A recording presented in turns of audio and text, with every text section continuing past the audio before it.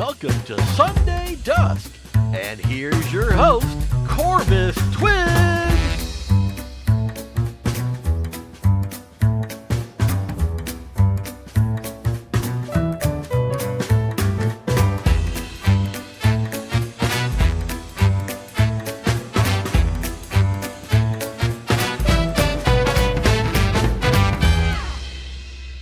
Hello, everybody! Ah!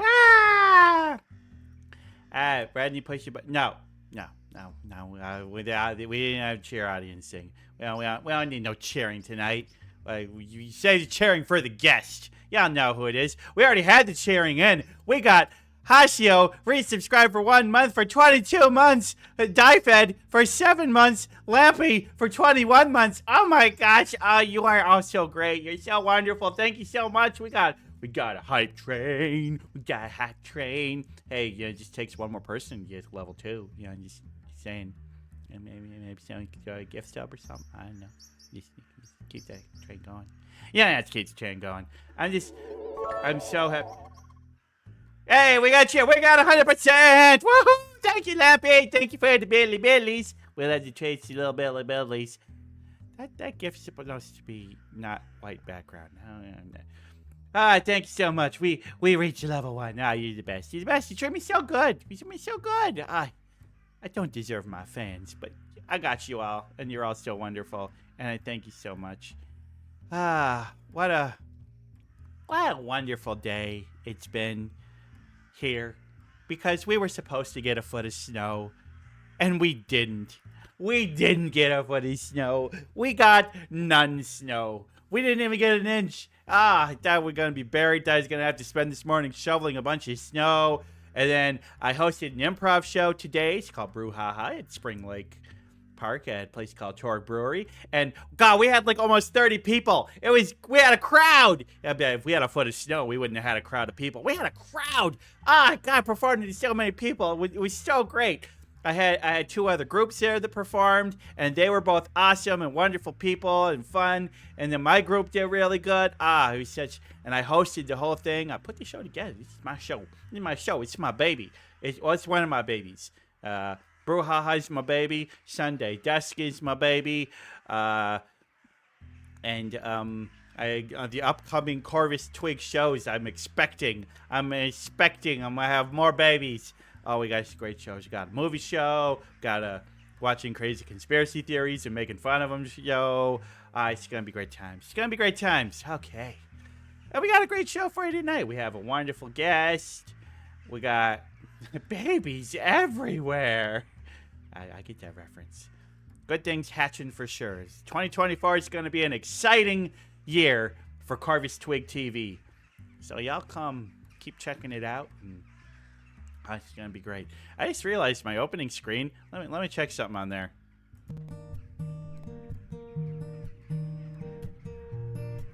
Yep, it says 2023. Yep. I gotta change my starting soon screen. Say copyright 2024. Things are changing, baby. Things are changing. Yeah. I keep doing that at work. You're ever at work where it's like you have to date things, and like for the first week of February, you keep putting the last year. I hate doing that. And then like I notarize stuff, and so I have to like sign and date everything.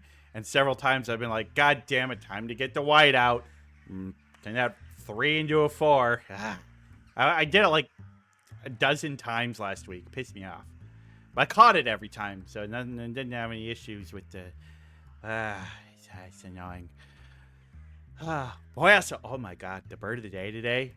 This is a great bird. We have a great bird today.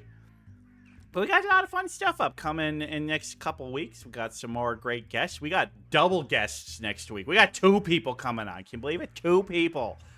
And then we're going to have Super Bowl Sunday. We're not going to have a normal Sunday Dusk, but we're going to have a little show earlier in the day. We'll have a little Super Bowl special. And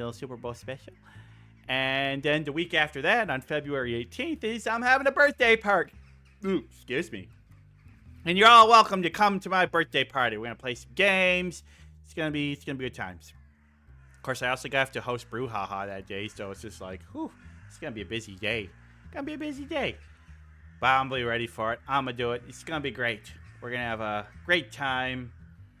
You are obligated to come, Hasio. I would be very disappointed if Hasio wasn't there. You've been one of my biggest and best fans for as long as I've been doing this. Wouldn't be right without you. But I suppose it's time to get to the news. And I just realized that I don't have the news open. There we go. It's open. It's open. So let me pop behind the desk. Wait, I don't pop behind the desk yet. I don't do that for the news. What am I thinking? I'm going to stay right here. I'm going to stay right here. I'm going to make the news show up. Boop. There we go. Okay.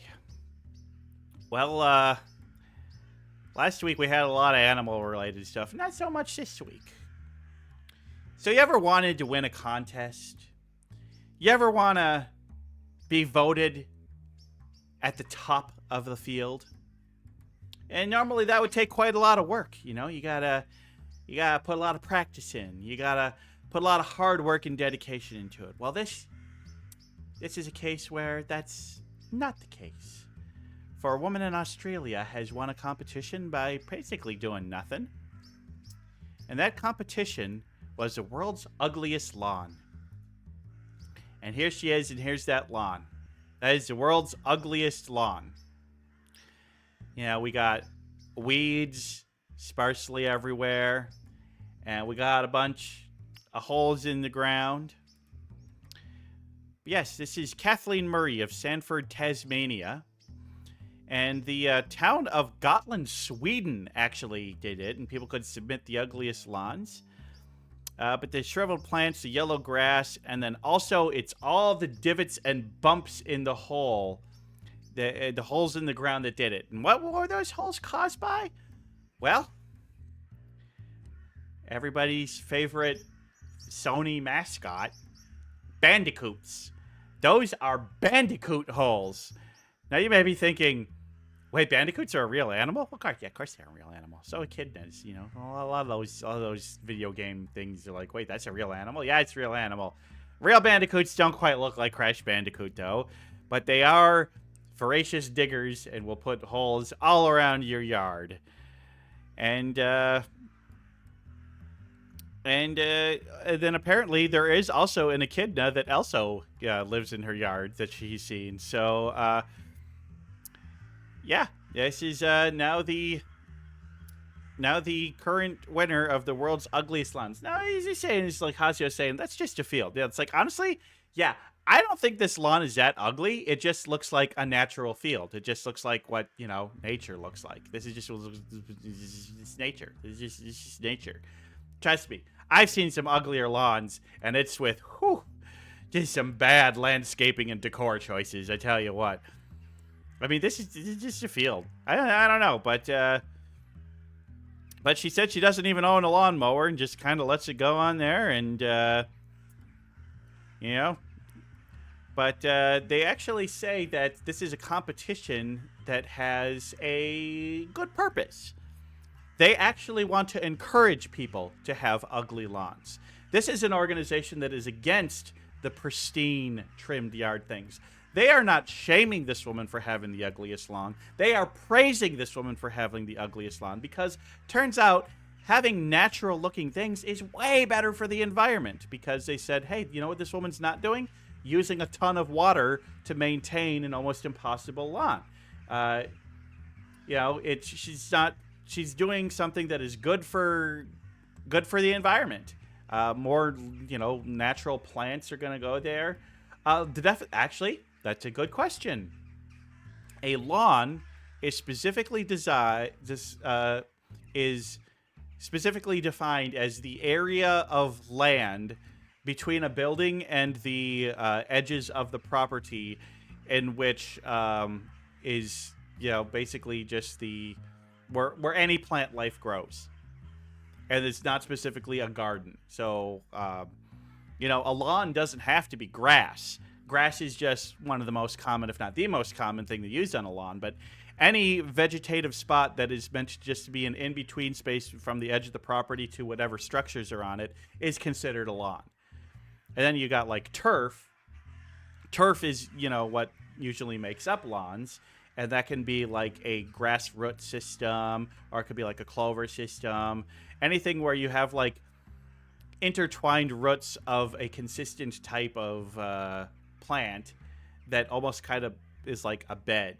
And then, of course, you got artificial turf, but, But she doesn't really have turf on her yard, but she does have a lawn because there is vegetative life between this. Yeah, so it's just like, as long as there's something growing there, it's a lawn. Neat. But, good on her. I don't think it's that bad. Maybe if I were her, I wouldn't like try and grow a lawn in there, but I don't know. I would maybe do something to smooth out those, because that just seems dangerous. It seems like ankles waiting to be broken. But, good on her.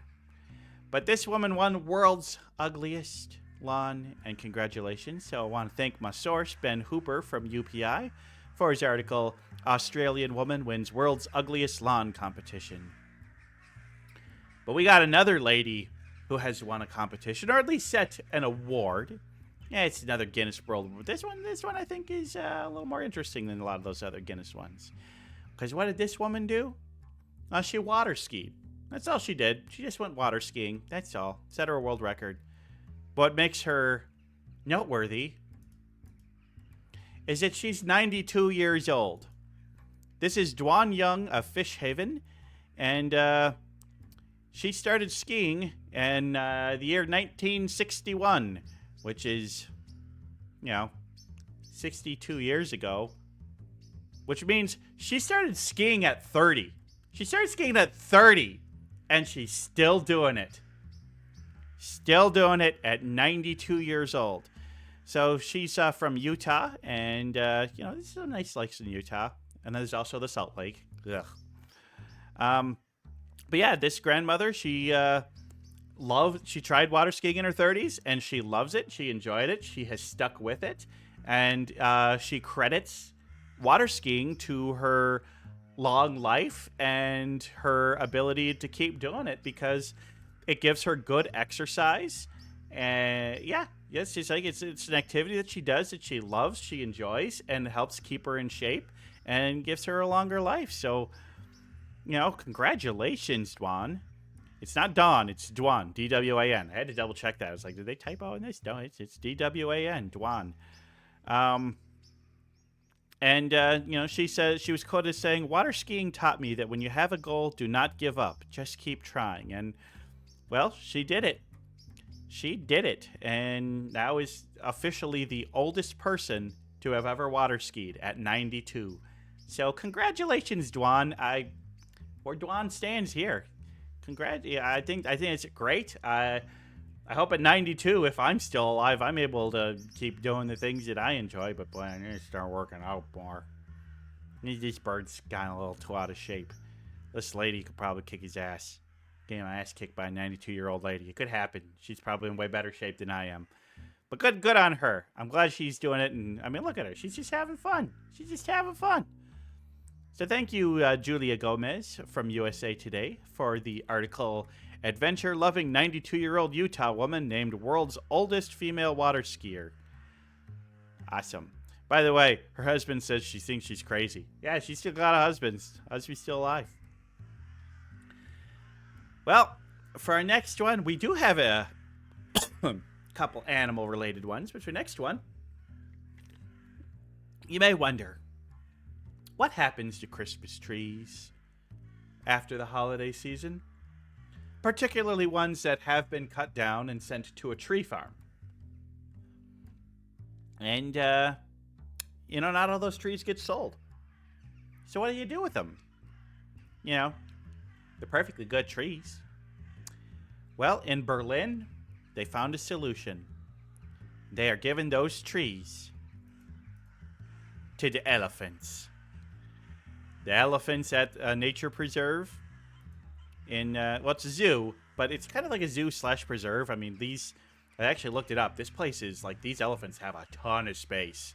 It's not just an enclosure where people walk around. Like, it's actually, I mean, it's a natural good, it's a real good zoo. These elephants are well taken care of, and they are given Christmas trees. So it's kind of become an annual event of tree farms will give their unsold Christmas trees to the elephants, and apparently the elephants love them. Apparently, it tastes real good to an elephant, which I never would have guessed because I've eaten a pine needle before out of curiosity, and it tastes disgusting, and not so good, not so good. But hey, these elephants, I mean, look at them. They're going to town on these trees. They love them. They munch them, and now here's an interesting thing. These trees are only from certified farms. They must be fresh, and they must be unsold. They do not accept any trees that were ever in somebody's home, because a tree that was in someone's home and actually sold could have chemicals on it that they're not sure of, could have, all sorts of things. There could be decorations that somehow got lost in there. So just to make sure that the trees that they get are perfectly safe and healthy for the elephants, don't worry, they are only getting ones that are fresh and unsold and only from certified vendors who, know it. So, yeah, that's pretty great. Now, the elephants will often strip these trees down and they'll munch on the branches, but then they also just like to play with them. A lot of times they don't eat them, they just play with them because, well, elephants are intelligent creatures that enjoy play and just having fun and having toys to play around with, and a tree is a great thing for them. So they make the elephants happy, and we like that because, I mean, I got a soft spot for elephants. I love elephants so much. They're just such wonderful, amazing creatures. They're so smart. They're so gentle. They're just big. They're big little guys, and they're just wonderful. And I hope elephants can continue to thrive and grow, because there's been too much bad stuff that's happened to elephants. They're just so wonderful. I mean, how can you now look at an elephant and be like, oh, who's a big boy? Who's a big girl? It's just wonderful. Such wonderful elephants. Ow! Yeah, and you can give an elephant a peanut. Yeah, you just give him a peanut. Unsalted, though. You gotta keep the salt down. So, thank you, Fanny Broderson of the Associated Press, for the article, Unsold Christmas Trees Are on the Menu for Elephants and Bison at the Berlin Zoo. Oh, I suppose they give them to bison, too, but who gives a crap about bison? We only care about elephants around here. I'm just kidding. Bison are cool. We like bison. Last, imagine you have a shed, and you do a bit of crafting and working in that shed. And when you come back in the morning after a night, you notice that the things that you left on your workbench have been rearranged and tidied up. And you must think, do I have gnomes in my shed? Do I have little elves sneaking in at night and rearranging my stuff? Well, one man wanted to find out, so he set up a camera. And he did find that something was sneaking into his shed at night and was cleaning up. And it was a mouse. You can see the mouse there. It's actually kind of hard to see in this black and white picture on the screen there, but he's there. He's just, look at my top right twig is pointing at him. He's right there. He's right there. Right there. There's his little tail. There's his little tail. Here's the mouse. Oh, mouse. Kill a little mouse. This is footage from it. So, yes, this was in Wales. 75-year-old Rodney Hollabrook said that every night since early October, the mouse has been going in there and would take items that were out on the workbench and put them in the little container. He's been cleaning up, and yeah, a lot of the things ended up being put away. Like, he would leave nuts out there, and I don't mean edible nuts. I'm talking about the screwed kind of nuts. And the mouse would put them all back in a little container during the night. And he had lots of little bits and bobs, and some things started disappearing, and he just sat there, and yep, there's the mouse. The same mouse every night going in there, just messing with the stuff. Occasionally, there's a couple other mice, but every night, there's one mouse always in there. And sometimes he did start putting some actual edible nuts out for the little mouse, and the mouse would eat some of them, but also would start hiding them in places and storing them for later. Oh, clever little mouse. Clever little mouse. And then would like pile stuff on top of it and trying to keep the other mice from getting his stash. So that's pretty cool. Little tiny mouse hanging out in the shed. We like the little mouse. You didn't give the mouse a name. Well, I mean, they did, but they just called him Welsh Tidy Mouse. Welsh Tidy Mouse. That's not a name. That's a descriptor. Come on, people. Come on, people. But little mouse is going in there, tidying up every night. And there you go. There you go. Cute little mouse caught on tape. So thank you, Thomas Evans from Sky News for the article, Camera Catches Mouse Proud Rodent Tidying Man's Shed. What a wonderful group of news. All right, we're going to make that go away, and we're going to hop behind the desk. Hey, here I am. All right, well, folks, this is a moment you've all been waiting for. Because we got a guest coming on. We've had some great guests in the past. We've had people who are squishy. We've had people who are squishy, apparently. But we've had royalty. We've had bulls. We've had zombies, but we've never had a king before. We got the king of the jungle. That's right, folks. We got a lion coming on tonight. A big, mean, ferocious lion. Or maybe just kind of a chill and cool and nice guy lion. We'll find out. Everybody, I would like to welcome to the stage, Jindall!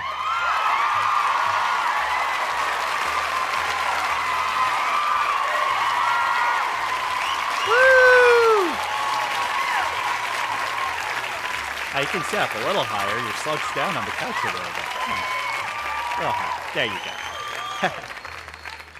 Well, Jindall, welcome. How the heck are ya? Meowdy. Doing well. How are you?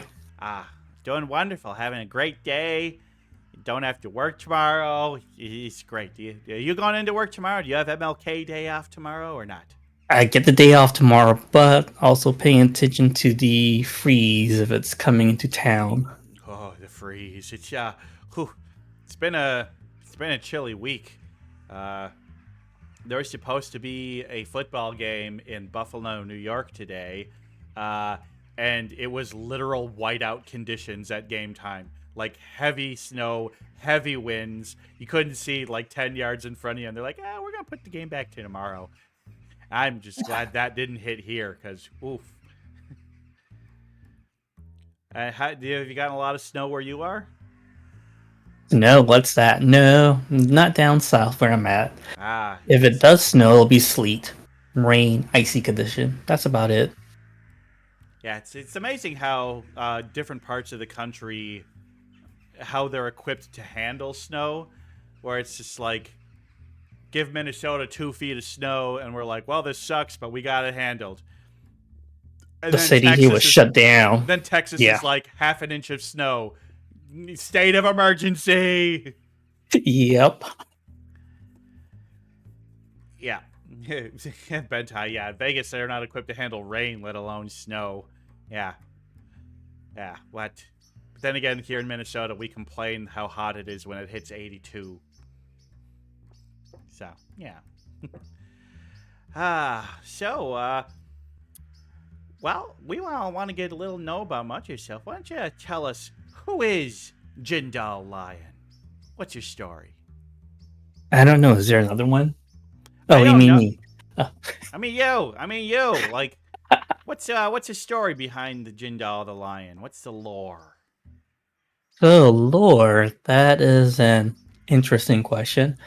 I mean, I would consider myself, I've always liked lions, and it's all about the floofy mane and all that. Oh, we love but more specifically, the saber tooth. That's not common, I guess, for a lion. But I guess I don't know. That's more of the tigers kind of thing.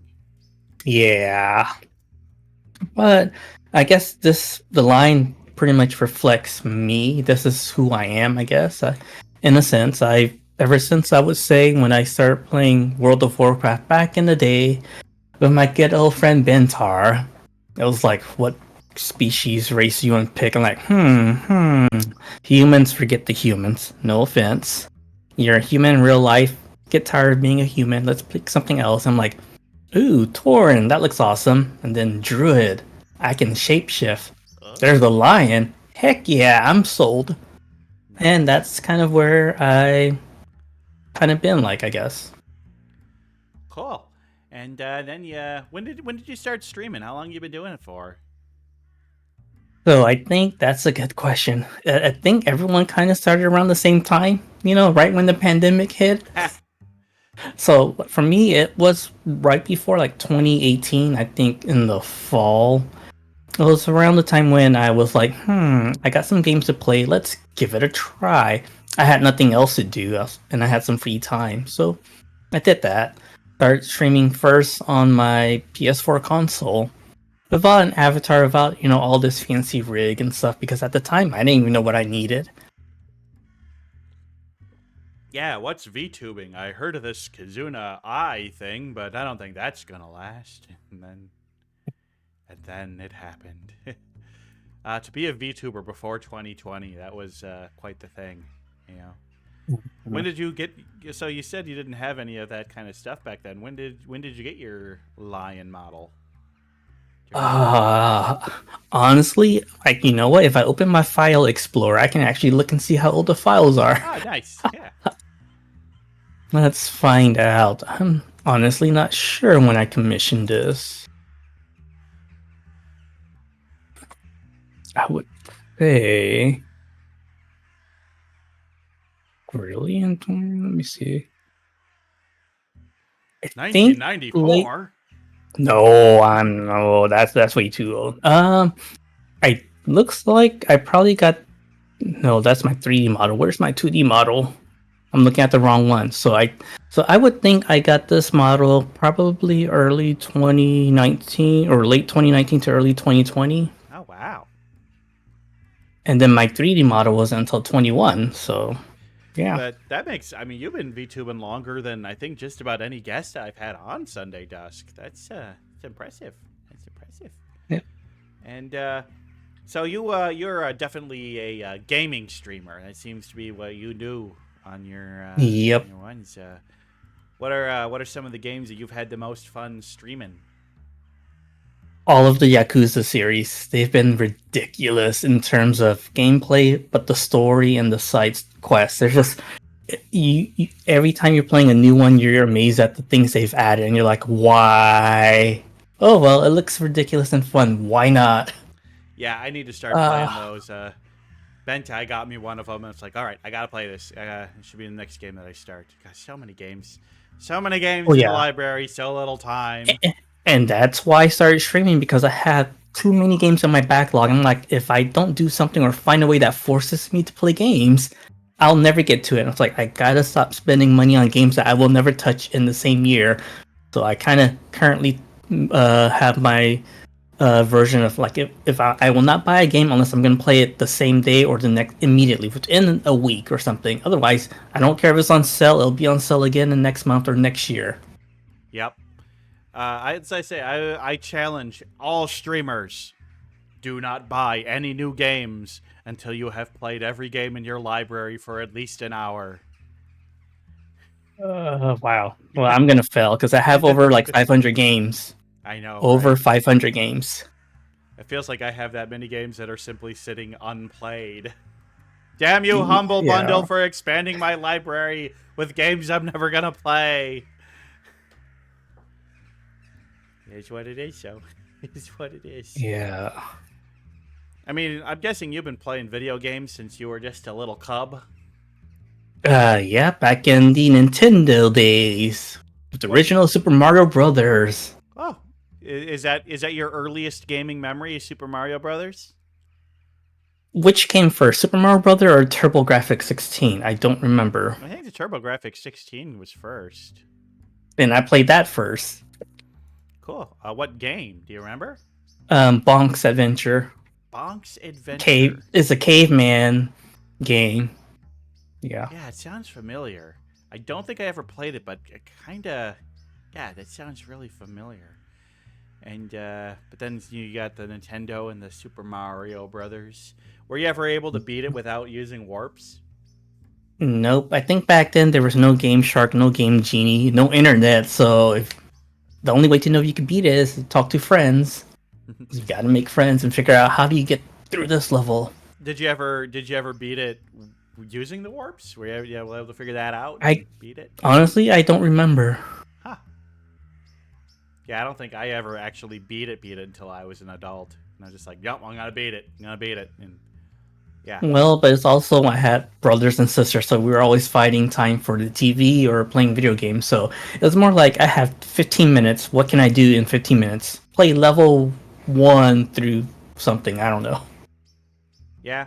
A lot of those old Nintendo games though, that's just like if you were really good at it, you could beat the game in like a half hour, but they were just so hard. It was all about basically memorizing the entire game and getting good enough to go through it. Yeah. Whereas like a lot of games these days, it's like, nope, this is a 5 to 6 hour experience. Nothing's gonna be particularly difficult. Or some games even, like one of my favorite games of all time is Night in the Woods. It's impossible to lose. It's not even so much a game, but it is and it isn't. But like you can't lose Night in the Woods. There are no fail statuses in Night in the Woods. The story progresses on, and failing at any task just changes the dialogue. But it's like, okay, is that still a game then? Like, Yes. yeah, It has a story. Yep. But at the same time, there are a lot of games that are very difficult too. But like I think like a little kid who's got 15 minutes to play, you can pick up Cuphead and fight a boss in that 15 minutes. Yeah. Could yeah. Kind of. Can you play Dark Souls? Or well, actually, a game that I've played with you a whole bunch. That's kind of a good. Oh, I've got a half hour to burn. Let me play a quick round. Is Fall Guys? Yes, Fall Guys. Yeah, definitely fun to play with groups of friends. You are one of the best Fall Guys players I've encountered. CT Wolf is the other. CT is. Yeah, no, he's the best. Like, Better I one. feel like you, me, him, and I don't know, some fourth person, but I feel like if the three of us were on like a team and like we had another good player, we'd absolutely dominate. Oh yeah. Because we're all very good at the game. You and CT were on the winning team of my tournament a couple years ago. I remember that. That was fun. Oh, that was a fun tournament. Yeah, everyone said it's rigged. Corvus rigged. It's just like I can't rig. I don't change the game, folks. I set up. It's Fall Guys. I put way too much time into Fall Guys, but I love Fall Guys. I've really not played it much in the last year though. But every time I haven't either. Every time I do pick it up, I'm like, oh, this game is still really fun. Yeah. But now it feels like the kind of game that like I used to play it solo all the time, and now it feels like the only way to really have fun with it is to play with friends. Yeah. That's true. Solo is not as fun anymore because I think recently it's turned since they've added the level editor. It's all about maps that other people have made, and it feels like they fired the staff. It's like, we're not going to make any more maps. We'll let random users make maps, and we'll just broadcast whichever one. Yeah, that's right. There is a level editor, and I've only played it a couple times since it came out and telling it to people. And yeah, there is a level editor, and yeah, the levels that people have made just, I don't know, they don't feel as polished and play tested as much as the old ones. And it's just like the very first set of maps when the game was brand new in launch. They peaked with the best map, and they never were able to make a better map than that. And that, of course, is Slime Climb. Yeah. Oh, Slime Climb. I love Slime Climb. Slime Climb is a flawless level to me. It's so good. Lampy very much disagrees that Slime Climb is good. It depends on which version of Slime Climb. But then they had the Slime Scraper, which is kind of the same thing. And it's like, I like those levels where you have to go through a course to get to the top and there's continually rising slime. But they didn't do too much of that. Just because you keep on winning doesn't make it the best. Yes, it does, Pasio. I mean, but a lot of those early levels were really well designed. Like They were. Whirligig was really great. Hit Parade is always good, but some of the newer levels were pretty good. What are some of your favorite Fall Guys levels? Uh, oh, my favorite ones would be the jungle theme ones. Those are awesome. I Yeah, a forgot lot what of those are pretty else. good. Yeah, I think was it season. I forgot what the seasons were, but the carnival maps were fun. I love that. Yeah, some of those were pretty good. There's that one where you have to like stay inside like the glowy zone, Yep. but like all the obstacles around there keep moving and dumping you and stuff, and it's just like yeah. On the trapezes, yeah, trapeze is fun. Yeah, Yeah, that's the that was a good trapeze. season.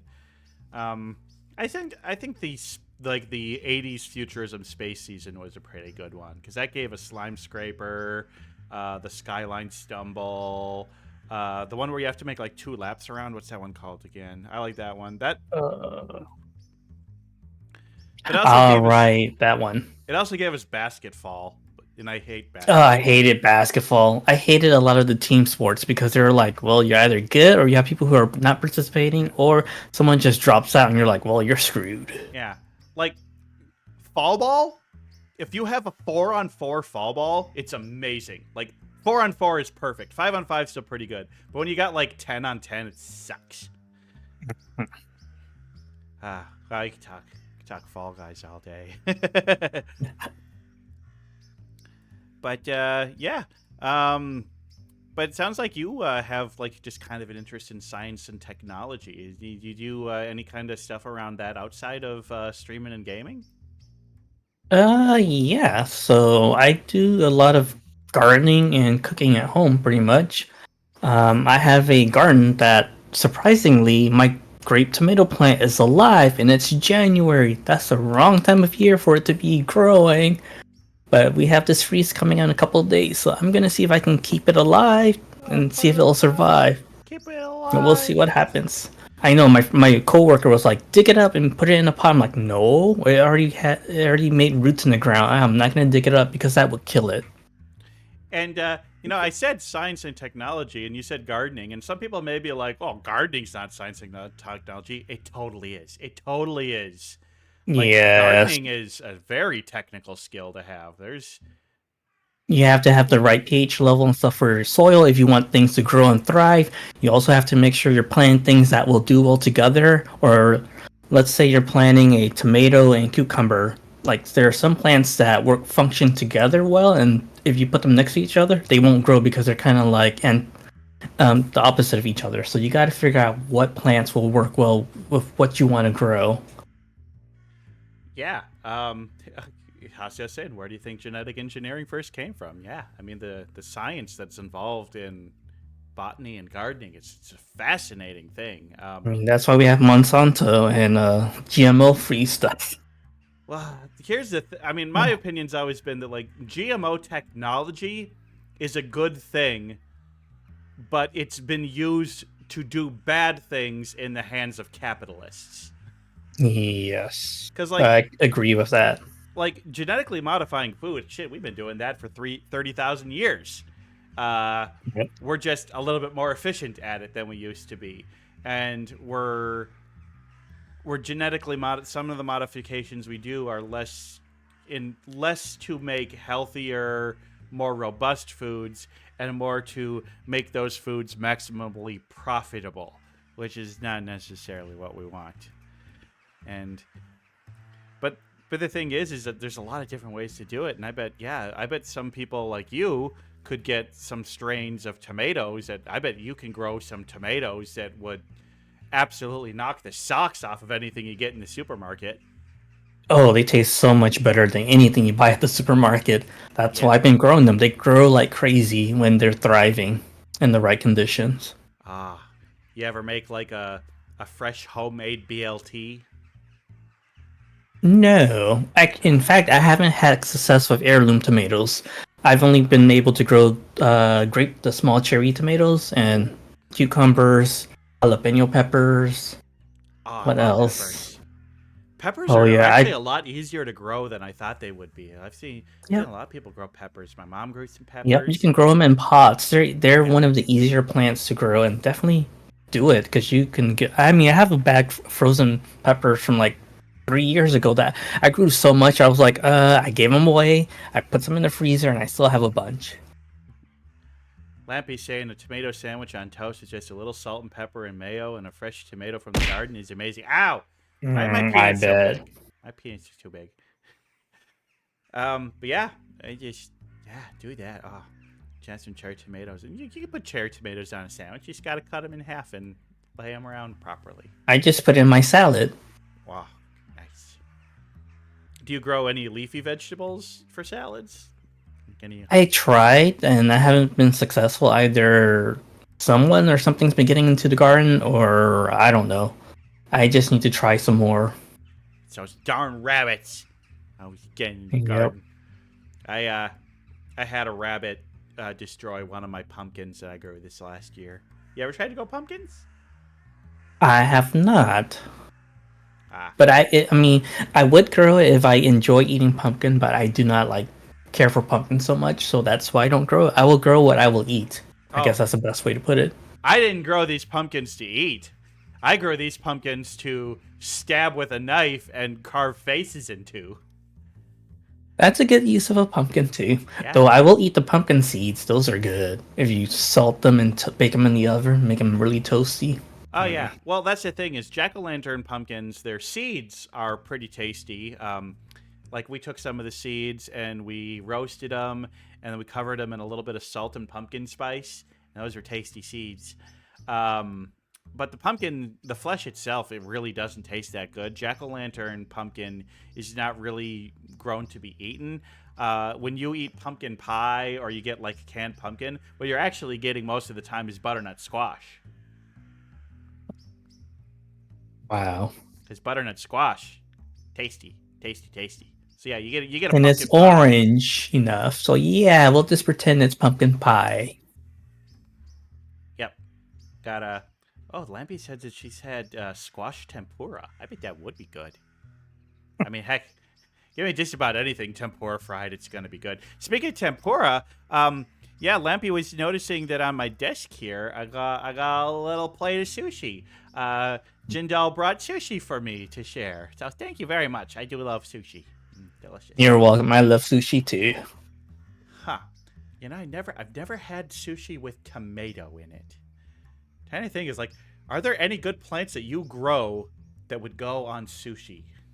Cucumber, I suppose. Jalapenos. I've never had jalapenos in sushi, but now I kind of want to try. Well, they kind of use it as a topper on some sushi roll. So yeah, Mm-hmm. Yum, yum, yum. What, do you ever go out, you out for sushi very often? You enjoy? I do make sushi at home once in a while. Nice! Nice! What's, I've done it on stream before as well, or I forgot. It's been a long time ago. I've done a few cooking streams.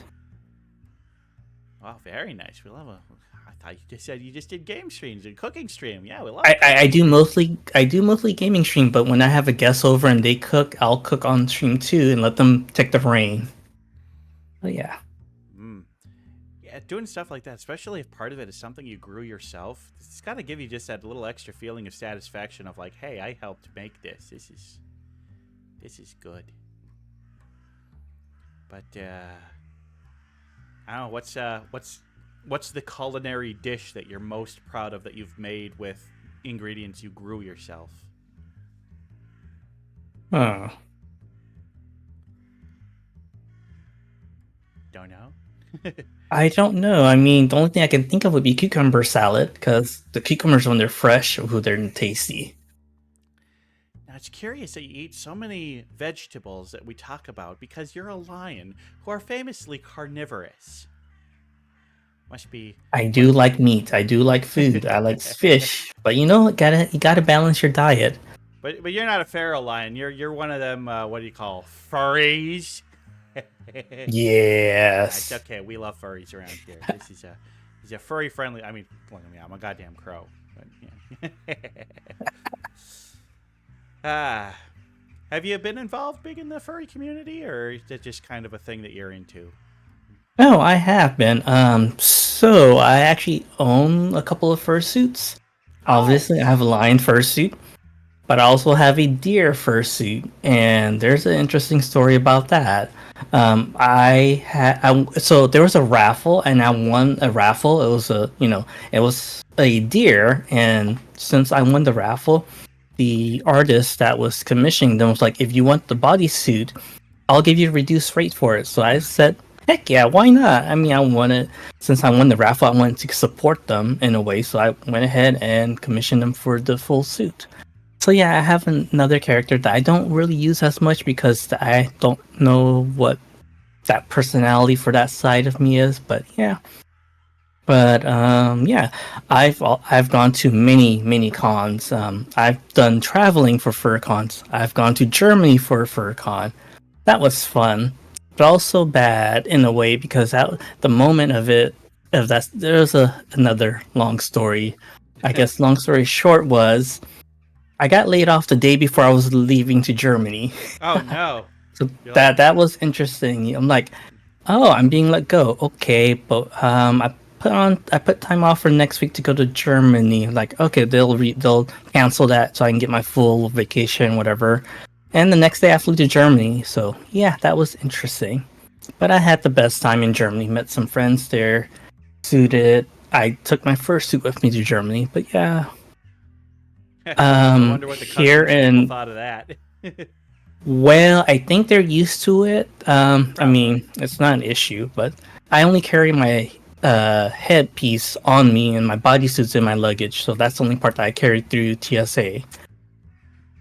I have staffed for a con before a few times. I've just been on break and I've been too busy to go back and help staff for a local Texas con. Or not local, but one of the Texas fur cons. Very nice. And yeah, bet you met a lot of really great friends doing stuff like that, and that's why I love hobbies like Oh that because yeah. it's such a good way to be social and meet like-minded people.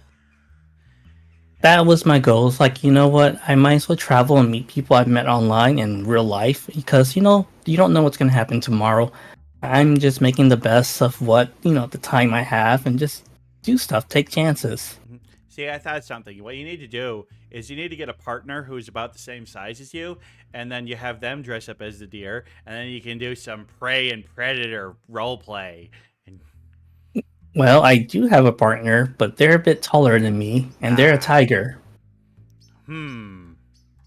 Well, you could still put on the deer and place. You be the prey.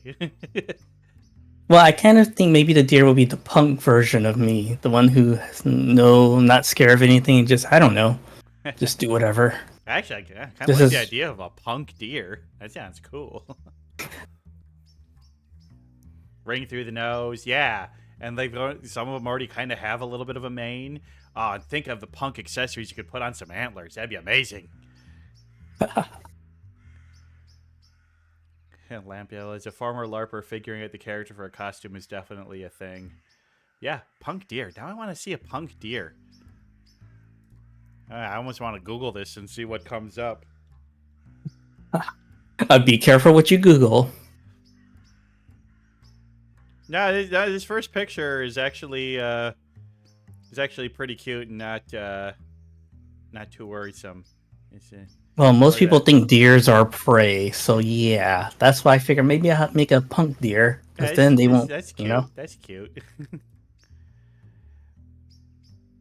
Yeah, none of these actually look all that punk, to be honest. Looking at it, but yeah, it's cool. I mean, I'm always impressed by the creativity of the furry fandom and the kind of characters and styles that they come up with. It just the creativity is just it's astounding, and I love it. And I'm glad that it's like it. I don't know, like 20 years ago, like back in the early 2000s, edgy internet, the furries were kind of the punching bag of the internet. And Yep. like one of the big people, one of the big groups that was like the big anti-furry thing was like the Something Awful forums. And now Oh the yeah. Something Awful forums has become one of the most progressive places, and are like, no, actually, turns out furries are pretty cool. It's the Nazis we needed to worry about. Yep. um, and so yeah, I'm glad that a place that places that used to be pretty anti-furry have now realized, oh, actually, these people are just cool people living their whole lives, and you really don't see furry hate online anymore. And I think it's great because it's a cool community full of lots of cool, loving, and welcoming people. And yeah, I'm all for it. But oh, I'm guessing you've are there still any big like furry communities that have been around? Like I know that there were some big ones like back 20 years ago. Are any of those still around? Are you on any of them? I think they're around. I just wouldn't know where because back in the day it was IRC. If anyone's familiar with Internet Relay Chat, right before we have all this current social media stuff. But I mean, most of the place, I guess the thing now it's furcons. Yeah, and I'm guessing probably discords and stuff like that. Discord, and now there's a lot of furries on Twitch. So yeah, Yeah, and Hasio pointing out that Twitch chat technically uses IRC protocols. It's true. yeah, yeah. I mean, everything is using IRC protocols if you think about it. It's true. Blue Sky has a lot of furries. Does it? Oh yeah, that's where all the furries are flocking to ever since Twitter's becoming a hellstorm of Elon Musk's toilet, he basically. tainted, yes, he tainted Twitter. Yeah. Uh, it's too bad. Twitter used to be kind of a fun place, but I mean, it was never great, but it went from kind of fun to just nah. It's like, why do I even still have it anymore? Yep. Screw you, Muskie. But good to know Blue Sky has a lot of it. I mean, I mostly just followed VTubers on Blue Sky, so it's just like Blue Sky has actually been pretty great to read because it's content. I'm only seeing content I want to see. It's great. Exactly. Curate to whatever you want, and it is definitely great. Hi, Try. Yeah, Try's kind of a fur. Yeah, Try was showing pictures of her and her partner on VR chat, and they were furries, and it was super cute. Such cute pictures of them together. Imagine furries on Twitch. I mean, well, there are furries on Twitch. We got I mean, Jindall. there are probably furries running Twitch too. I mean, we know we all know the meme for if a plane full of furries go to a furcon, IT world's gonna be in big trouble because no one's there gonna manage stuff. I know, right? It's like, hey, if you try and get rid of all the furries and the trans people, then the IT industry is gonna have some big problems. The furries are coming from inside the Twitch stream. Hey, I mean, good. I mean, we're welcoming of pretty much all people of all backgrounds and interests here. Sunday Dusk is a warm, cozy space, and it's great. Is that I've met so many cool people with so many wide variety of interests. It's one of the things I love the most about VTubing. Um, and it's just, so you said you met Bentai through World of Warcraft and not through VTubing, huh? Yep. We've been old friends in the same guild for a long time. I was always I enjoyed playing the tank as a bear, and then when I switched healing, the funny thing is, the only time I go into lion mode is when I'm just exploring the world. I Nice that it protect lets my you friends. persist as a lion while exploring the world. That's how it should be. That should be. I never got into WoW, but I know that back in its heyday, it really had a lot of great stuff, and a lot of options and so much to explore. I love exploring worlds. That's one of. Do you like open world video games that just let you explore around? Yes, because I want to find out what's going on, what's the story, and what can I find that I would not have discovered if I didn't just explore. Mm-hmm. Yeah. Have you played Red Dead 2? No. In fact, I haven't finished the first Red Dead Redemption, and I own a copy on the 360. Ha! Wow. Yeah. They need to make. They need to get a PC version of the original Red Dead with just like. Don't even update the graphics that much, but just give us the option to play it because it's like Yeah. I will probably play that on stream eventually because since I own the original disc, I can plug it into my Xbox One and they'll have a, I guess, upscale version or something that I can play. We'll see. But yeah, I would say of games with an open world where you can just spend your time walking around, taking in the world, and just living in the world, Red Dead 2 is the best I've ever played. Like hands down. Nice. There's so many little hidden areas to explore and discover. There's so many little encounters that can happen literally anywhere. It's a living world that is just so. And the key of that game is like, don't play it like Grand Theft Horse. Don't just do the, oh, I'm gonna go cause chaos in this open world like you do with the Grand Theft Auto game. No, you want to just live as a cowboy. It's great. It's great. But yeah, open world. I love open world games. I gotta find some new ones. I heard there's some good ones that came out these years from like indie. We're getting to the point now where like indie developers can make open world games. Oh yeah. It's one of those things though. It's just like, am I okay with AI being used to populate open worlds and generally, procedurally generate terrain? Is that an ethical use for it? And it kinda, I don't know. As long as they're making all their own assets and like programming the algorithm, I guess it's fine. I mean, what's your viewpoint on AI? I'm guessing probably not a big pro AI person, but I mean, you like technology. It's interesting to hear It, because it's not all hmm. bad. Like some people just said, "Oh, all AI is terrible," and I don't think it is. As long as we're not going to the Skynet level of AI, then I'm okay with AI, depending on how you use it. For current dilemmas, AI used for art, where it's one thing if you use it for personal use and you're not selling it. I'm fine with that. You can use whatever you want for personal use. But if you're trying to make a profit from AI art when you can hire an actual artist, that's where I draw the line. Uh huh. And there is a current dilemma with what the Wacom tablet. They they sell equipment for artists to draw digitally and stuff, but they used AI art on their promotion, Oh, and that's not good. their stocks went down because they're like everyone was arguing against them for doing that. Yeah, and like Photoshop, like Adobe's been going all in on the AI train, and it's just like you really you understand that like the people that you're screwing over are the people that actually pay for your product the most. It's like, Yeah. yeah. Well, like Difed saying, Now, like, okay, so like when it comes to like text-based AI, like I think that's how we get like instant translator software. Like to be able to like we can use AI to actually translate better than any machine translation has done before.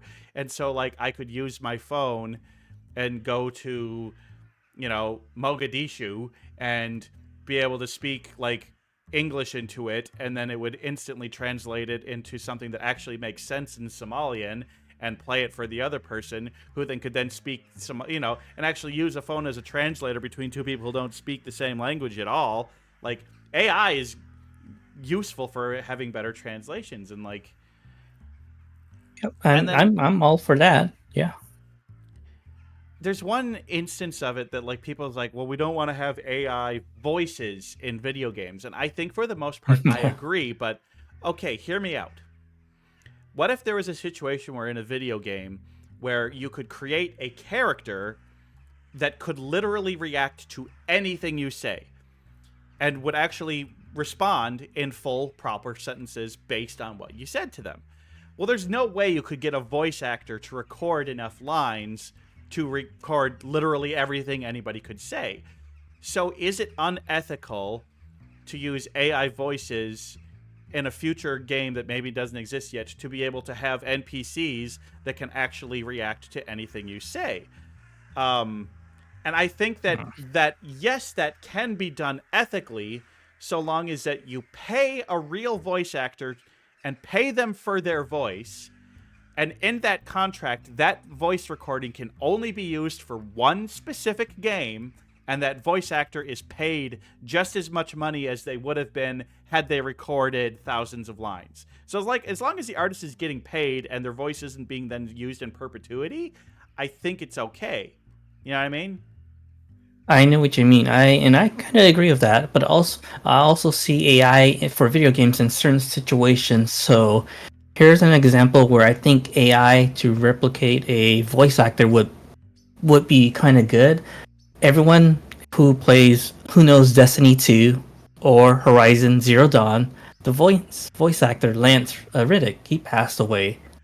And he's known as what's his name in Destiny 2. Because I haven't played Destiny 2 in forever. But anyway, I think using with the right permission, because the voice actor was an essential character in the game, Mm-hmm. and if they pass and you're unable to create a sequel or something where, let's say that there's like the main character, like or main antagonist or protagonist in the game, but if you're using someone else to replace them, it's not going to be the same. So with the right permission, you might be able to use AI to replicate their voice in a game. That I could see being used well. Yeah. Let Yeah, me that's the look thing. up It's what's like, his how do you name. do that ethically? And I think, like, as long as, like, if the family and the estate says it's okay, and yeah, the Zavala, that's kerfuffle. his name. That's the name of the Guardian in Destiny 2. Yeah, the George Carlin version is. I don't know if you heard recently, but somebody basically just did a stand-up special of like create. Hey, Chat GTP, you know, create a George Carlin stand-up special where he comments on current events in the style of George Carlin, and then they use like all the recordings of his voice to like record it as a stand-up special, and did it completely on their own, and then released it. And then like George Carlin's daughter came out and said this is absolutely disgraceful and he would hate it and take it down. Yeah. And like I've seen a lot of interviews and stuff with Kelly Carlin, his daughter, and yeah, she knows. She's a smart lady and really funny and great herself. Like very much her daughter's or her father's daughter. Um, yeah, it's just so much of it just feels so icky because so much of it just seems to be profit driven and disrespectful to artists and people. And it's like, yeah, it's a good tool that can be used ethically, but will it be used ethically? Probably not. I'm so worried. The amount of disinformation that it's causing, just like, I mean, Google sucks now. Google is unusable for anything that other than basic stuff. Google's telling people that there's no countries in Africa that start with the letter K. Yeah. Yeah. Wow. VAs Yeah. hate it. Most actors hate it. And unfortunately, it's one of the things with the WGA strike is they didn't get the concessions on AI that they wanted to. They got a lot of their other stuff, but they didn't get the AI stuff that they wanted, and it's going to cause a lot of issues another couple years down the road. But there's one more question I have to ask you, and it's probably the most important question I'm ever going to ask you. Okay. What's your favorite bird? You got a favorite bird, right? Huh? I know you do. Hey, you. I was gonna say bird species. I mean, if you want to say American crow, I would take that as a flattery. But you don't need to butter up this bird. I want to know what your actual favorite bird is. The only reason why this is my favorite bird, I blame on watching Beast Wars, Transformers, the Peregrine Falcon. Peregrine falcon. I mean, that's a solid choice. We stand the peregrine falcon around here. Fastest animal in the world. Not just fastest bird, fastest animal. Over 200-mile-per-hour dive bombs. Just a perfect predator. Yeah, we stand the peregrine falcon. We love them. I see them around here pretty often. They like hanging out in the Twin Cities. But now it's time to us to get to some birds. It's time for bird of the day. Shall we hop on over to the bird of the day screen? We should. We're doing it. All right. Quick, get over to the right. Okay, we'll get down here. Oh, god damn it. I forgot to start the bird of the day thing. And do it real quick. Slideshow. From beginning. Alright, there we go. Okay. All right, now when I'm cutting it, all right, start showing 3, 2.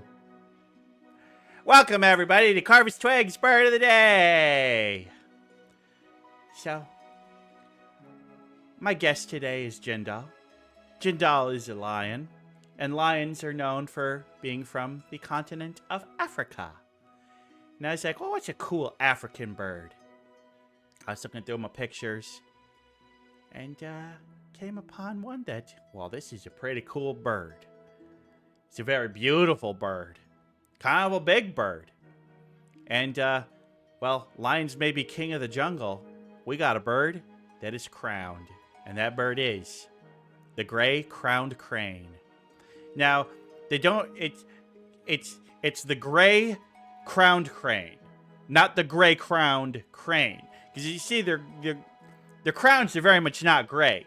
They are gray, and they are crowned, and they are a crane. But they're not a gray crowned crane. They're a gray crowned crane. Does that make sense? You got that, Jindal? Yes. Yes.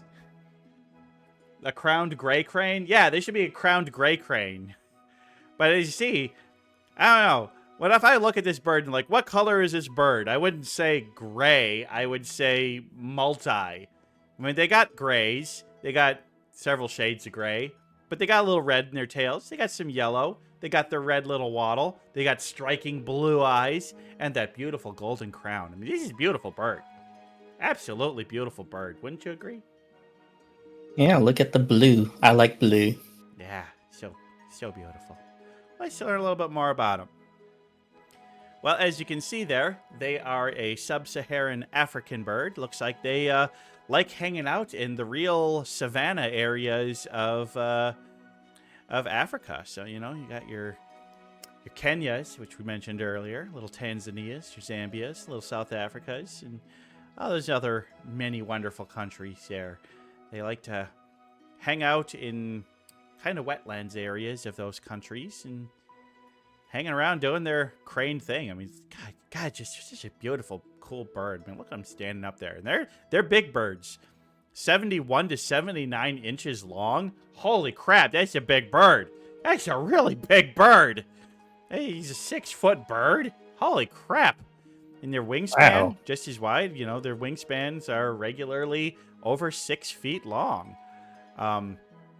So, yeah, big old birds. But they're kind of skinny boys. They don't, you know, for a bird that big, they only weigh 6.6 to 8.8 pounds. So they're not big chunky boys like a goose or a turkey.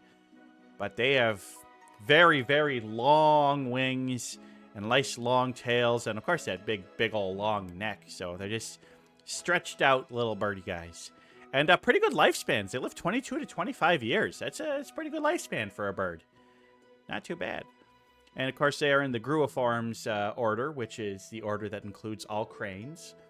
And one thing I just want to let people know, they're like, we say, oh, cranes and herons, they're pretty similar, right? No. Herons and other birds are in a totally different order. But, yeah, I understand because they kind of look similar. But, no, they are different. Totally different categories of birds. They just have a lot of similarities. So these guys are pretty social birds, living in flocks of 30 to 150. So that's pretty good units. And these guys, their mating rituals are so cool. They reach sexual maturity on their 3rd year. And usually it's that beginning of the breeding season in that 3rd year that the younger chicks will start to do these mating dances. And when 2 of them find a pair, they kind of do the little dance with each other and pair up. And when the other birds see this happen, they will surround the couple and make like calls and dances and like celebrate that 2 birds have found their life mate. So, yeah, these guys have weddings. Great crowned cranes have weddings. That's amazing. Like, I haven't heard of any other birds that do that, but literally the whole flock will celebrate when 2 decide to mate up. And then they And they have a little, look at the little baby on there. Isn't that a cute little baby? It's like the longest stretched out little, his little wing. He's so cute. Oh, fuzzball. But yeah, the rainy seasons are usually when they're going to do their breeding. Not soft mud to work with. They're going to build their nests on the ground, usually near a body of water or river or lake or something like that. They're going to have 2 to 5 eggs per clutch. And while the eggs are incubating, both parents are going to take turns incubating and raising the chicks. But they also kind of do this within their big flocks. So while the parents are, getting those eggs gone, the rest of the flock kind of works as lookouts and watch it. So in case a predator comes by, they kind of work as a flock to keep the predators away. But unfortunately, there are still a lot of predation. Whenever you have big eggs on the ground, snakes and some bigger rodents, or maybe some smaller things like weasels and stuff, lots of things that can get those eggs, but they tend to do pretty good. And then once the babies are born, both parents are going to help, take care of the babies. Now, they don't do a lot of, you see like, baby sparrows or something, and the babies are going to be helpless for a few weeks, and the parents have to bring food to it. They don't do that. These babies, once they're born, they are fully mobile and will start, the first couple days, the parents will kind of like gather food for them. But after that, the babies are kind of on their own, and the parents will basically just supervise them while they go around and grab food. So the babies become kind of self-sufficient in terms of getting their own food pretty darn quick. They hatched, pretty much ready to go. I think it's pretty neat. Now, I talked about this mating dance. You guys see this mating dance. Oh my god, this mating dance is amazing. I got a video of it. I got a video. We're gonna show the mating dance right now. Well, here's a couple of them just out in the field. These beautiful birds. And as you can see, that's just kind of how they do, is they just walk around grassy fields. Oh, yeah, here's our mating dance part. Oh, yeah. We got a young couple. Hey, baby, look, I can bounce on one leg. Yeah, well, I can bob my head. Oh, yeah, check on my wings. Yeah, it just goes to show when they put their wings out just how big they are. Hey, baby, check out my wings. Aren't they beautiful? Get out of here. I'm dancing now. Yeah, get out of here. This is my lady.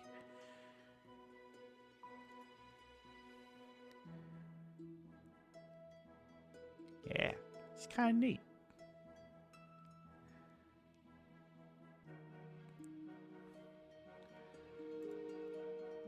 Interesting. Yeah. Oh, we don't need to see that again. So yeah, as cranes are known to do, these guys don't have a little soft song. Rather, they have a rather loud honking sound that they make. I don't know if you ever heard of whooping cranes. Pretty similar to that. They have a nice, big, powerful voices that can be heard for miles away. A really loud honk. It's kind of like these guys are like the air horns of the African savanna.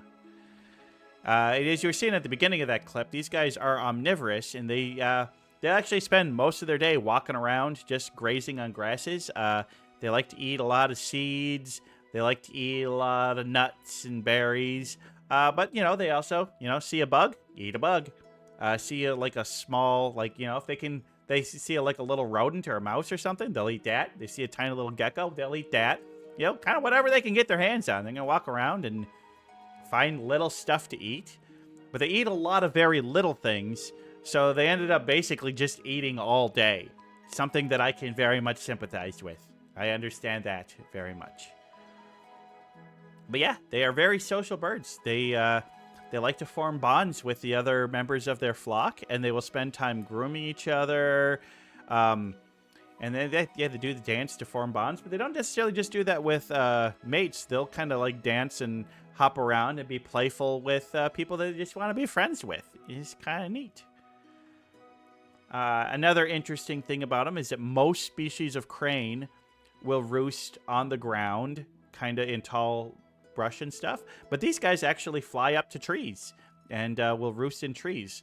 Not unusual for birds, but unusual for cranes. Cranes don't usually do that, but these guys do, because they're one of the, pretty much all cranes enjoy spending time in water and like being in water. But these are one of the more terrestrial cranes out there. They don't get me wrong. They like the water. They like wading. They'll go through the water and get some like small fishes and stuff like that. But they spend far more time on land compared to water than most species of crane. And so that's probably why they like to roost up in trees. You saw those big wings. They are decent flyers. They can fly. They don't do it like a lot. They don't really migrate. They'll fly short distances to find, better food areas.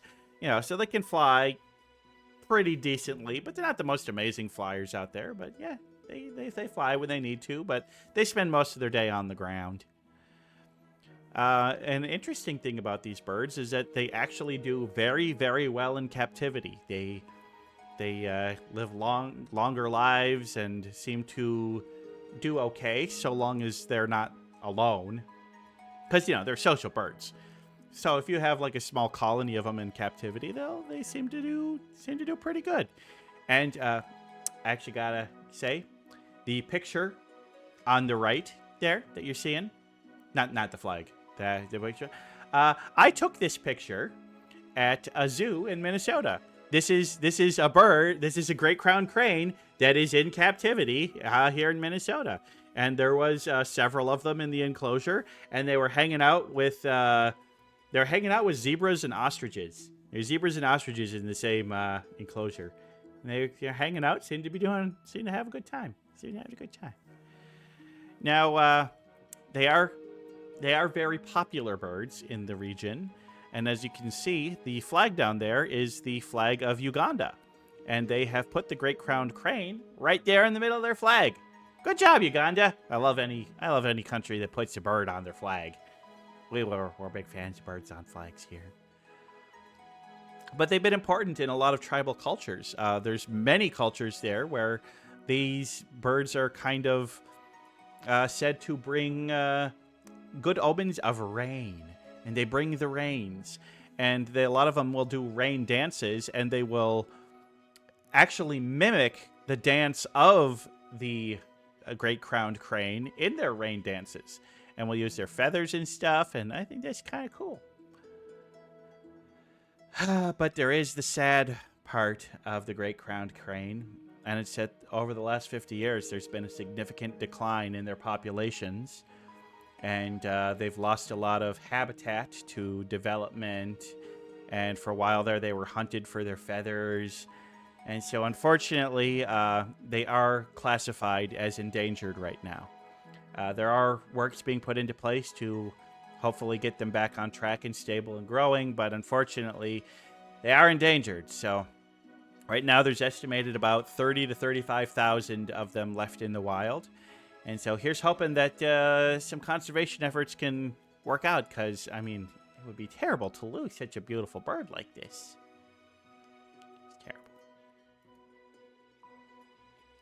So, what are my final thoughts? Well, I gotta say, the great crowned crane is gray crowned is one of the most beautiful birds. I love that crown on their head. I love their family structure. I got nothing negative to say about this bird. What do you think, Jindall? I think they're amazing, considering that they're endangered, and they look amazing. They got a crown. Yeah. Yeah. All interesting. Yeah, very interesting birds. I love their lifestyle. They're cute. They're beautiful. Here's hoping that they'll be around for a lot longer, because we love the gray crowned crane, and I don't know, might be my favorite crane. Sorry, whooping crane, you guys sit down. These guys kick ass. So we're gonna call this bird of the day done, because what more can we say about the gray crowned crane? Not much. Great bird. So thanks to everybody for watching this presentation of Bird of the Day, and we're going to head back to the studio. I don't need the music anymore. I got to fix that. Okay, there we go. We are back in this studio, and we have one last segment. A very fun segment. It's time for one of Corvus Twig's amazing games. And I know Jindall's a little nervous for this one. He's, playing trivia is always a little nervous. But I think you're going to like this one. It's very themed around you. Very, very themed around you. We are going to play a little game called the Lion Quiz. Now, here's how we play. I am going to show you an image of a character. And this character is a lion. Now, on each picture, you will have the opportunity to earn 2 points. You will earn 1 point for giving me the name of the character. And you will earn another point. And another point is for telling me what franchise or show or movie or whatever they're from. Got it? Okay. So, yeah. So, if you know the franchise, but you don't know the lion's name, that's 1 point. If you know the lion's name, not where they're from, that's 1 point. Or you know both, you can get 2 points. And audience, feel free to play along at home, but don't put the answers in the chat. We don't want to spoil Jindal. Of course, Jindal could just hide the chat, but I'm hiding chat. But the chat is on the screen that you're looking at. Well, true. But I get to hear it first. Well, yeah. We're gonna start off with an easy one. Possibly the easiest one. In fact, the fact that I've told you that it's the easiest, most obvious one, you want to just wager a guess before I even show it? Simba or Mufasa or Scar? Well, okay. So Lion King. Yes, so that's from the Lion King, correct. Now, is this Simba, Mufasa, or Scar? Simba. Okay, Simba from the Lion King. Yeah, I mean, come on, we got to start off with the easy one. It doesn't stay easy, my friend. It doesn't stay easy. Yeah. This my is Scar and his childhood. cronies. Yeah, this is Scar, Shenzi, and Ed right here. I think so. All right. The second one, also a pretty well-known one. I think you're gonna get this one too. Who's this? From Madagascar. Geez, what's his name? Well, you are correct. He is from Madagascar. I Remember don't his know name. his name. It's a rather normal-sounding name. Steve. No, it's not Steve. It's not Steve. I don't know. I don't remember. Yeah. This is... Wait, come on. Click. Alex. His name is Alex. Yeah, no way I would have remembered that. Have you seen those movies? Or just like... Yeah, yes, I've seen the movies. I'm bad at remembering names. I don't think any lions live on Madagascar. Do they? Yeah. I think so. Well, technically, he was in the Bronx Zoo, right? According to the movie. Probably. Funny thing is, I've never actually seen those movies. I should Well, watch them. now They could you be should fodder for watch. Twig's missing movies. Coming soon on CTTV. All right. How about this one? Aslan, Chronicles of Narnia. Correct. I mean, if you had said The Lion, the Witch, and the Wardrobe, I would have accepted that too. But yeah, any of the Narnia. I have the cover for this book and movie, so I recognize this one. Yes, Aslan, one of the... Jesus, yes, this is Jesus. Definitely a Jesus allegory. Yes, The Chronicles of Narnia. I've never actually seen any of those movies either. The books were good. I've read a couple of the books. I know that a long time ago. All right, how about this guy? Mayor Lion in Zootopia. What's his name?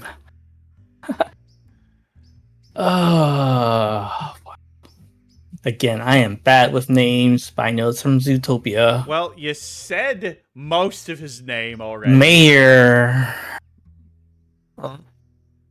Mayor Lion.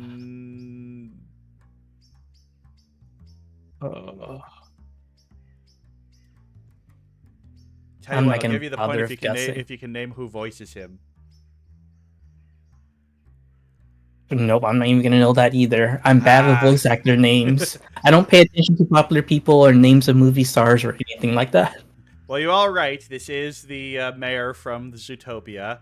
This is Mayor Lionheart. So simple. Lionheart. Voiced by Okay. J.K. Simmons. So he wants more pictures of Spider-Man. I recognize that name, but face. I mean, you played Portal 2, right? Yes. Cave Johnson, baby. Who? Cave Johnson from Portal 2? Cave Johnson here. It's been a while. Jesus Christ, man. Jesus Christ, come on. I live under a rock. Look, okay, I gotta tell you a story about this quiz. I was telling my girlfriend about this quiz. And I was telling her about, I put all the famous lions from media in it. And she says, "Oh, does it have Tony the Tiger on it?" And then she realized what she said about 2 seconds later. I didn't even have to. Wow. All right. Well, at least the ones that you're not getting, at least you're getting the. So you're still getting half credit on everyone so far, at least. How about this? I've never seen this as a kid. It's the White Lion. What's his name? It starts with Zimba or something like that. Not Simba, but it's.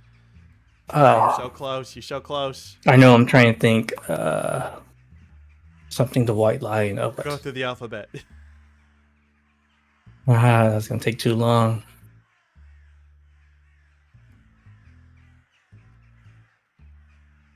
If you can't get that first letter, I can't give you any points. Well, that's fine. But to be fair, I don't think I've ever seen this movie. It's on my watch list. I want to. Very few people have. Well, actually, it was a TV series. It's kind of... Okay, well, I'm gonna have to. It's Kimba. Go for it. Kimba the White Lion. Close You were enough. So close. You were so close. So, funny story about Kimba the White Lion, because I got to clear this up, because a lot of you have probably heard the false information when it comes to Kimba the White Lion and the Lion King.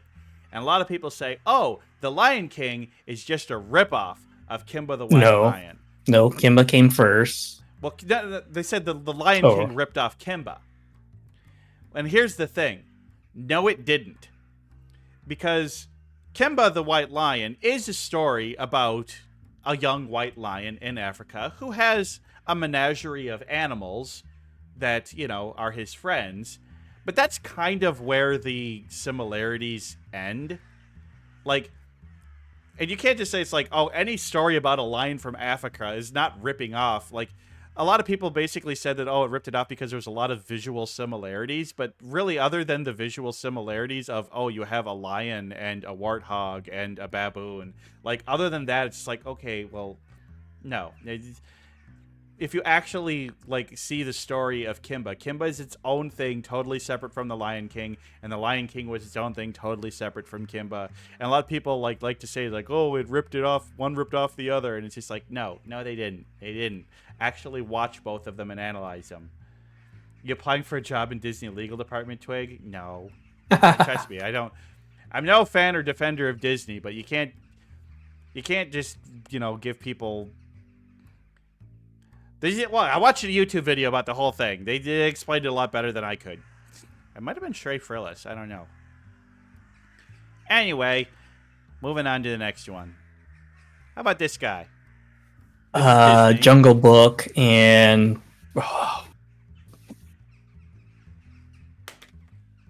what's his name? Are you sure it's a Jungle Book? Wait, Robin Hood. Sorry, why? Sorry, so many different shows. Sorry, it's Robin Hood. Yes, it is Robin Hood. I don't know. I got so many things on my mind. What's his name?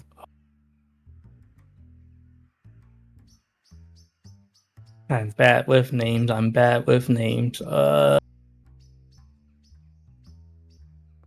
main villain of the Robin Hood the stories. king. I don't know. Oh, he's not the king. Prince. Yes. Wow. This is Prince John. Prince John from Robin Hood. So you got the Robin Hood part right, but yeah. Prince John. How about this guy?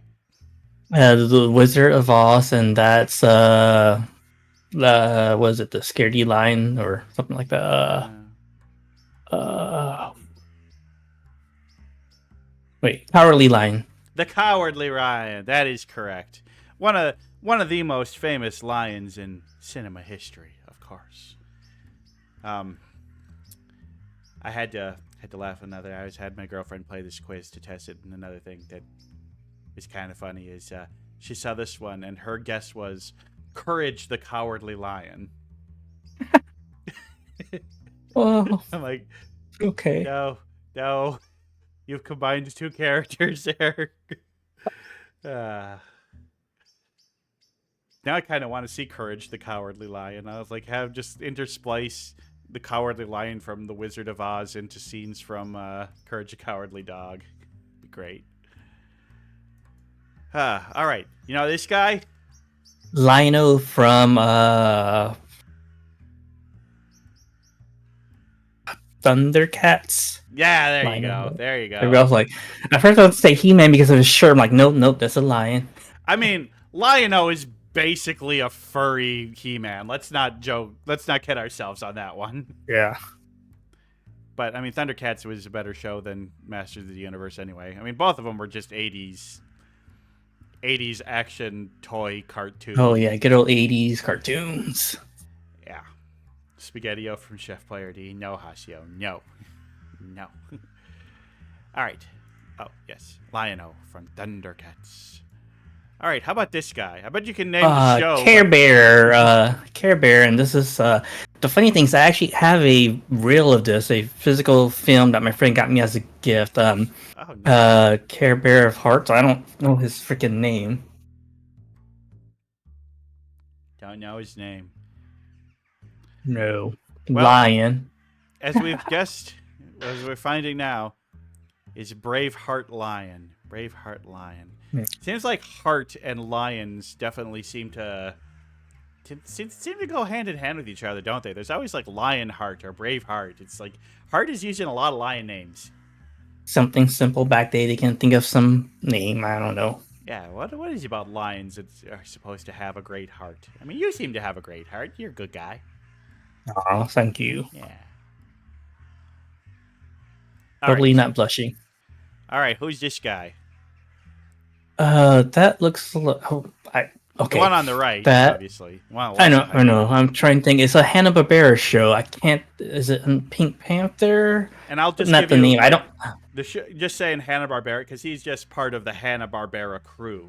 You know, see him alongside Snagglepuss and Huckleberry Hound and all that. But what's his name? But I don't recognize at all. Don't know. Okay.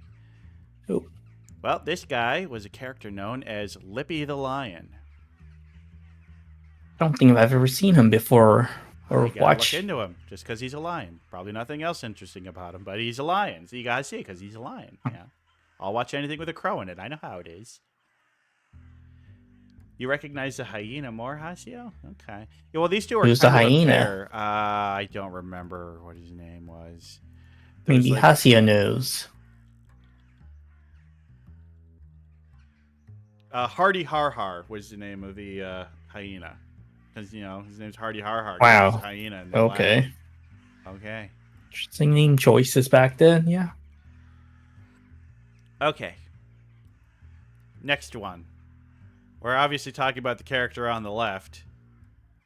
That's a lion? Supposedly. Oh, wow. That looks like a Goofy mask with a mane on. Because that's a dog muzzle, not a lion muzzle. But I know, right? no idea. No idea whatever this kid's show is. Yeah. These last couple ones are a little bit more obscure. Although you probably have heard of the show and you're like, oh, that's what that is. Is that psychedelic show? This looks like a cursed kid show inside some game. Yeah, cursed kid show. Yeah, I have a feeling that this show probably inspired a lot of Five Nights at Freddy's type stuff.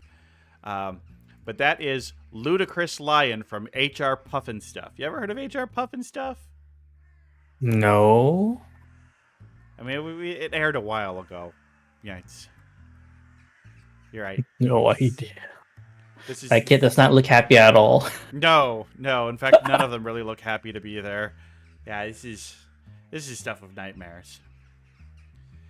Yeah, exactly like Dyfed says. Looks like a cursed kid show inside of some game. Kind of. Definitely inspired a lot of the type of horror that we've seen, but so has this character. Also, it doesn't really look that much like a lion, but supposedly, I mean, the tail does. It needs mane. This guy needs more mane. I had no idea, no clue. No idea. It looks like a rat bit off a lion or something. No mane, the nose is red. Looks weird. I know, right? Well, this is Drooper from the Banana Splits. The what? Look, I know banana split as in food. Look, I had to dig deep. Like, that was 12 lions.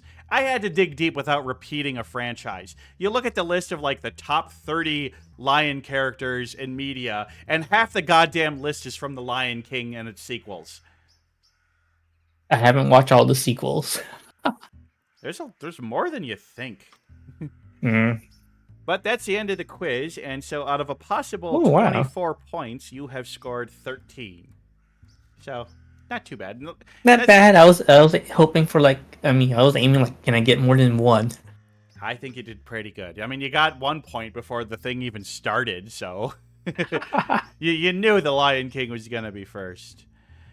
Hey, that was my growing up childhood memory of Well, that concludes the game, and I guess that means we're coming to the end of our show. And what a great show it's been. This has been a lot of fun. Definitely fun. Thank you for having me. Before we head on out of here, is there anything you would like to plug? Anything coming up that we should know about? I don't know. I mean, just have fun. I mean, be the best that you can be. Just click Jindall's name in the description and go to that page and follow and watch when he's streaming. I am horrible at self-advertisement because I don't even like doing it. All right. Well, we're going to call the show done. We got to get on out of here. So thank you, everybody, for watching. Everybody, you have a great night. And if you have the day off tomorrow, enjoy it. If not, have a great week of work. We're going to do a little raid over to Dovely, good friend Dovely. And we're going to have a great night. So let's give a round of applause to Jindall. I love you. I love you, Jindall. We're going to head on over to Dovely's channel. We're going to have a great night. So everybody, have a wonderful night. This is Carvis Twigs signing out. We'll see ya later.